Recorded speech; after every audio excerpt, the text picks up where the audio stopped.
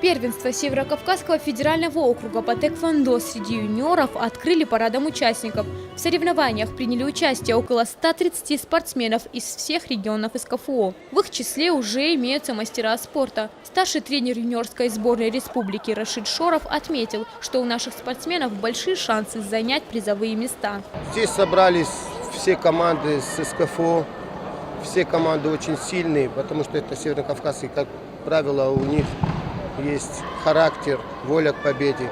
Поэтому здесь для того, чтобы выиграть, придется очень-очень потрудиться и спортсменам, и тренерам для того, чтобы выиграть первое место.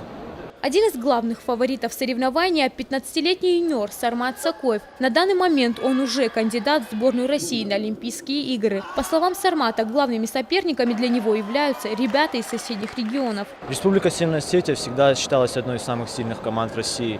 И мы надеемся завоевать достойный результат.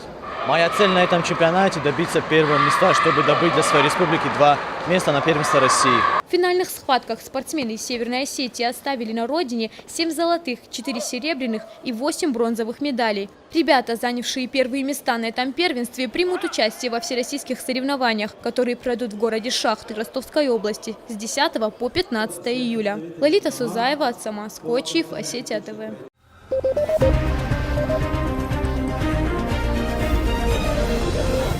Thank you.